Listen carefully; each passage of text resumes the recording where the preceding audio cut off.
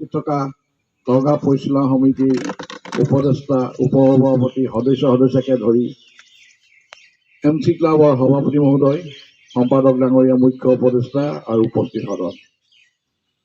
মই হয়তো প্ৰস্তুত নাছিলোঁ আজি এই মিটিংখনত সভাপতিত্ব কৰিম বুলি, কিন্তু কোনোদিন জীৱনত আজানপি দৰগাহৰ সভাপতিত্ব কৰা নাই। সহকাৰী সম্পাদক হিচাপে অন্ততঃ 20 বছৰমান ইয়াত কাৰ্যকাল কৰিলোঁ, আৰু আজি এই সভাখন সভাপতিত্ব কৰোঁতে কিবা যদি ভুল ত্ৰুটি হৈছে আপোনালোকে ক্ষমা কৰিব। আজি এই অনুষ্ঠানটো সঁচাকৈ অতি আনন্দিত হৈছোঁ, অতি ভাল লাগিছে। আজি আপোনালোকৰ যিখিনি ছেক্ৰিফাইচ, যিখিনি আপুনি ত্যাগ স্বীকাৰ কৰি আজি এই দেওবাৰ দিনটোত প্ৰত্যেকজন সদস্যই আজি এই দৰগাহত উপস্থিত হ'লি আৰু এটা মহান কাম লৈ আহিলে বৃক্ষৰোপণ। সঁচাকৈ অতি গুৰুত্ব সহকাৰে আজি আপোনালোকে যিটো কাম হাতত লৈছে ই অতি আদৰণীয়।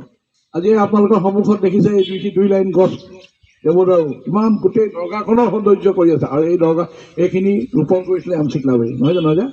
আজি 20 বছৰমানৰ আগতে এইখিনি গছ ৰোৱা হৈছিলে, আৰু জাকিকা এইখিনি ৰোওঁতে সদায় মোলৈ ফোন কৰে, মোক কয় চাৰিদিন গছখিনি চাবা, গোবৰ চোবৰ দিছে নাই খবৰ ল'বা। আৰু ইয়ালৈ আহিলৈ দেবুৰামক সদায় তেখেতে পইচা কেইটামান দি যায় যে 2 বস্তা গোবৰ লৈ হ'লেও এই পুলিখিনি। আৰু তেখেতৰ কাৰণে MC ক্লাবৰ প্ৰত্যেকজন ব্যক্তিৰ কাৰণে আজি এই 2 লাইন দেৱদাৰুৱে আজি গোটেই দৰগাহখনৰ সৌন্দৰ্য কৰি হাতত ৰাখিছে। যি কি নহওক, আজি আমি এটা অনুষ্ঠান এটা পাতিলোঁ, অতি সুন্দৰকৈ ভাল লাগিলে। আপোনালোক প্ৰত্যেককে মই আজি ধন্যবাদ জ্ঞাপন কৰিছোঁ। মোৰ বন্ধু মনোজ গগৈ ডাঙৰীয়া আজি বেগেৰ প্ৰগ্ৰেম আছিলে, কিন্তু মই দৰগাহৰ কথা কোৱাৰ কাৰণে তেওঁ আহি আজি উপস্থিত হ'লহি। আজি মাহমুদ আলীৰ এটা দিন বন্ধ পাই চাকৰিয়ে ব্যস্তত, তাৰ মাজতো আহি আজি ইয়াত উপস্থিত হ'লহি।